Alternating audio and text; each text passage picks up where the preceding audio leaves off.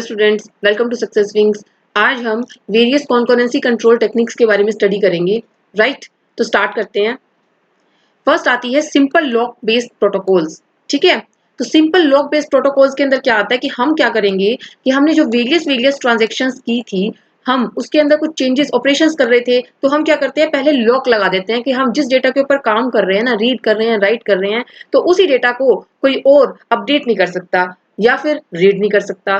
तो उसके लिए हम लॉकिंग प्रोटोकॉल लेते हैं। लॉकिंग प्रोटोकॉल क्या कहता है, transaction must acquire a lock before accessing a data item and release it after use. यानी कि जब हम एक्सेस कर रहे हैं डेटा को तो हम लॉक एक्वायर कर लेते हैं, और जब हमने इस डेटा के ऊपर काम कर दिया तो हम उसको रिलीज कर देंगे। तो ये है बेसिक लॉक बेस्ड प्रोटोकॉल। ठीक है, अब टाइप्स क्या होते हैं लॉक्स के, एक तो शेयर्ड लॉक आता है, एक एक्सक्लूसिव लॉक आता है। शेयर्ड लॉक को एस लॉक और रीड लॉक भी बोलते हैं, एक्सक्लूसिव लॉक को एक्स लॉक या फिर राइट लॉक भी बोलते हैं। शेयर्ड लॉक मींस कि multiple transactions can read but none can write. अगर मैंने किसी आइटम के ऊपर शेयर्ड लॉक लगा दिया है तो क्या होगा कि उस आइटम को वेरियस ट्रांजैक्शंस रीड कर सकती हैं, बट उसी सेम आइटम को कोई राइट नहीं कर सकती। यानी कि आर एक्स रीड, मैंने कोई एक्स किया, ठीक है, एक्स कोई डेटा है, मैंने उसको रीड किया, उसके ऊपर राइट किया, तो उस डेटा को, एक्स डेटा को कोई और ट्रांजेक्शन टी जे है, टी जेड है, वो सारे के सारे रीड कर सकती हैं, कोई राइट नहीं कर सकती क्योंकि उसके ऊपर शेयर्ड लॉक लग चुका है। एक्सक्लूसिव लॉक क्या होता है कि कोई और ट्रांजेक्शन, अगर हम किसी के ऊपर एक्सक्लूसिव लॉक लगा देते हैं किसी एक डेटा के ऊपर, सपोज मैंने इसके ऊपर रीड ए और राइट ए, मैंने ये ऑपरेशन करना है, मैंने इसके ऊपर एक्सक्लूसिव लॉक लगा दिया। एक्सक्लूसिव लॉक लगा दिया इट मींस कि कोई और ट्रांजेक्शन ना ही इस ए डेटा को रीड कर सकती है, ना ही इस ए डेटा को राइट कर सकती है। ठीक है, तो ये होता है एक्सक्लूसिव लॉक। नाउ एडवांटेजेस क्या है, बेसिक कंट्रोल है। डिसएडवांटेज क्या है, डेडलॉक, कि यानी कि हमने इसको एक्वायर कर लिया है तो कोई और ट्रांजैक्शन जो ए डेटा के ऊपर डिपेंड करती है, यानी कि कोई और ट्रांजैक्शन जो कुछ ऑपरेशन परफॉर्म करना चाहती है और ऑपरेशंस करने के लिए वो इस डेटा के ऊपर डिपेंड कर रही है, ए डेटा के ऊपर, तो वो क्या करती रहेगी, वेट करती रहेगी। और फॉर एग्जांपल इसने बहुत देर तक अपना लॉक एक्वायर किया तो इसने इसके ऊपर डिपेंड कर रही है ये। ठीक है, सपोज T1 ट्रांजैक्शन है और T2 है, T3 है, T4 है, तो ये ए डेटा के ऊपर काम कर रही है। ठीक है, इसने लॉक एक्वायर कर लिया।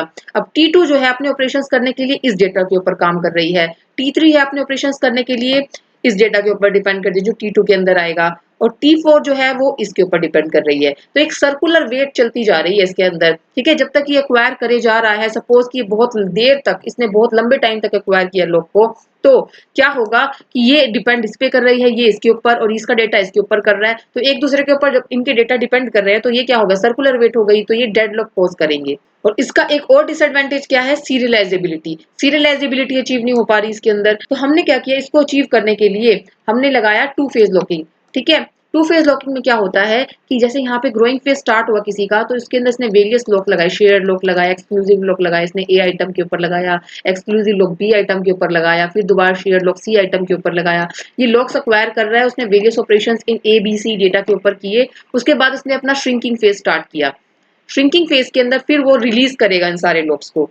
जैसे ही जब इसका ग्रोइंग फेज हो रहा होगा ना, उस टाइम पे कोई और ट्रांजेक्शन इन्हीं डेटा के ऊपर ए बी सी के ऊपर कोई लॉक नहीं लगा सकती। ठीक है, ग्रोइंग फेज जब तक रहेगा और जब तक ये ऑपरेशंस कर रही है तब तक कोई और ट्रांजेक्शन ए बी सी इन तीन डेटा के ऊपर कोई लॉक अक्वायर नहीं कर सकता, कोई इसके अंदर चेंजेस नहीं कर सकता, ना ही रीड कर सकता। अब श्रिंकिंग फेज जब स्टार्ट हो जाएगा ना, उसके बाद क्या होगा, श्रिंकिंग फेज स्टार्ट होगा, तब कोई और ट्रांजैक्शन इन डेटा को यूज करके कोई लॉक लगा सकती है, यानी कि कोई इन्हीं डेटा के ऊपर तब कोई काम कर सकती है जब इसका श्रिंकिंग फेज स्टार्ट होगा। तब कोई और ट्रांजैक्शन ग्रोइंग फेज स्टार्ट करेगी अपना, और अपना अगर इन्हीं डेटा को यूज करना है, वो इन डेटा के ऊपर काम करना चाहते हैं, तब वो इस डेटा के ऊपर लॉक लगाएगी और अपना काम करेगी। ठीक है, तो ये है, तो इसके अंदर क्या हुआ, एक तो सीरियलाइजेबिलिटी अचीव हो गई, क्योंकि जब तक T1 अपना काम नहीं करेगी तब तक T2 नहीं शुरुआत कर सकती, तो T1 के बाद ही T2 होगा, यानी कि एक सीरियल शेड्यूल बन रहा है हमारा, तो सीरियलाइजेबिलिटी अचीव हो गई है। ठीक है, बट स्टिल डेडलॉक अभी भी है, क्यों, क्योंकि अभी भी जब ये T2 है वो इसके ऊपर डिपेंड कर रही है कि ये कब रिलीज करेगा अपने लॉक को, ये इसके ऊपर डिपेंड कर रही है। सपोज इसने क्या किया, इसने ए बी सी डेटा के ऊपर काम करना है, साथ में डी ई के ऊपर भी काम करना है, और सपोज T3 ट्रांजेक्शन है, उसको डी ई डेटा की जरूरत है अपने ट्रांजेक्शन के अंदर, तो एक ट्रांजेक्शन दूसरे के ऊपर डिपेंड कर रही है, दूसरी पहले के ऊपर डिपेंड कर रही है, तो ये क्या है, सर्कुलर वेट चल रहा है, तो ये डेडलॉक इसमें भी अभी भी बना हुआ है, बट इसमें सीरियलाइजेबिलिटी जो है वो अचीव हो गई है। ठीक है, तो अब नेक्स्ट चलते हैं, स्ट्रिक्ट टू फेज लॉकिंग क्या होती है। स्ट्रिक्ट टू फेज लॉकिंग कहती है कि ये वेरिएशन है टू फेज लॉकिंग का और इस और थोड़ा स्ट्रिक्टर है। इसमें क्या है कि जितने भी एक्सक्लूसिव लॉक्स है ना वो रहेंगे जब तक ट्रांजैक्शन या तो कमिट हो या फिर अबॉर्ट हो। यानी कि ये क्या कह रहा है, T1 ट्रांजैक्शन ने एक्सक्लूसिव लॉक एक्वायर किया A B C, suppose A और B डेटा के ऊपर, ठीक है।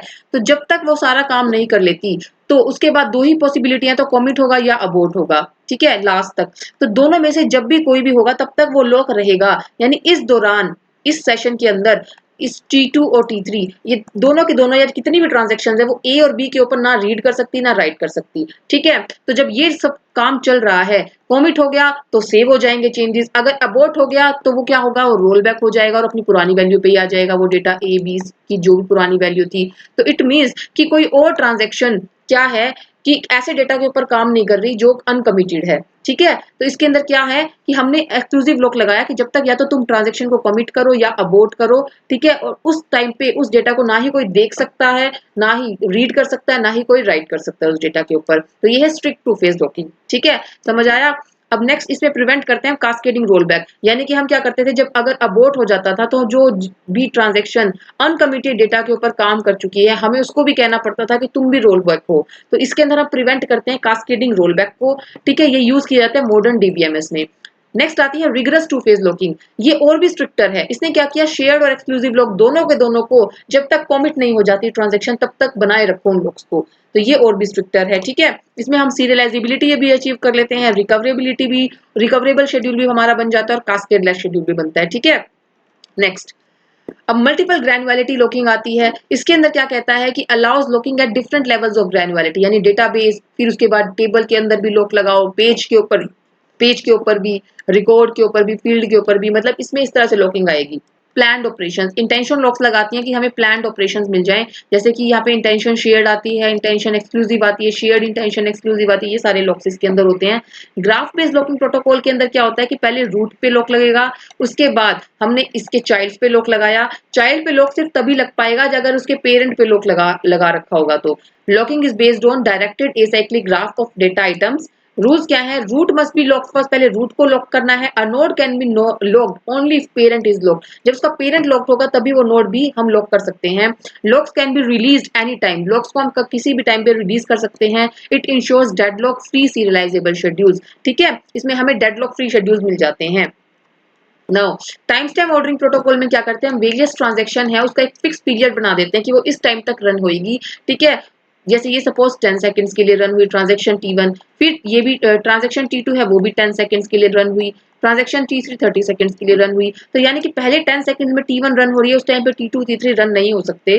फिर T1 रन हुई, उसके बाद T2 रन हो सकते हैं। जब ये अपना कंप्लीट हो जाएगा, इसके 10 सेकंड्स कंप्लीट हो जाएंगे, उसके बाद T2 ट्रांजैक्शन अपना ट्रांजैक्शन कंप्लीट होगा उसका, फिर उसके बाद T3 का। तो इसमें सीरियलाइजेबिलिटी अचीव हो रही है, ठीक है। अगर कॉन्फ्लिक्ट आ जाता है तो ओल्डर ट्रांजैक्शन को प्रायोरिटी पे रखा जाएगा।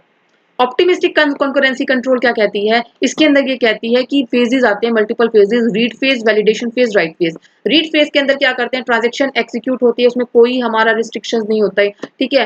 वैलिडेशन फेज में क्या होता है, चेक्स कॉन्फ्लिक्ट बिफोर कमिट, यानी कोई कॉन्फ्लिक्ट ऑकर तो नहीं हो रहा कि एक ट्रांजैक्शन राइट कर रही है डेटा को तो दूसरी ट्रांजैक्शन भी उसी डेटा के ऊपर राइट कर रही है, तो ये राइट कॉन्फ्लिक्ट हो गया। अगर एक ट्रांजैक्शन रीड कर रही है और दूसरी ट्रांजैक्शन राइट कर रही है सेम डेटा को, तो वो रीड राइट कॉन्फ्लिक्ट हो गया। अगर एक ट्रांजैक्शन राइट कर रही है डेटा को, ट्रांजैक्शन T1 सपोज राइट कर रही है, दूसरी उसी डेटा को रीड कर रही है, तो राइट रीड कॉन्फ्लिक्ट हो गया, ठीक है। तो ये कॉन्फ्लिक्ट्स होते हैं, तो इनको चेक करती है, तो ये वैलिडेशन फेज में चेक होता है। राइट फेज में क्या होता है, updation applied if validation passes, यानी कि अगर कोई कॉन्फ्लिक्ट ऑकर नहीं हो रहा तो हम क्या करेंगे, अपडेट कर देंगे अपने वैल्यूज को, डेटा को। तो is useful in systems with low conflict rates, ठीक है। तो ये थे वेरियस कॉन्करेंसी कंट्रोल प्रोटोकॉल्स। अगर आपको आज की वीडियो अच्छी लगी है तो प्लीज इसको लाइक कीजिएगा, चैनल को सब्सक्राइब कीजिएगा, अपने व्यूज कमेंट में शेयर कीजिएगा। Thank you.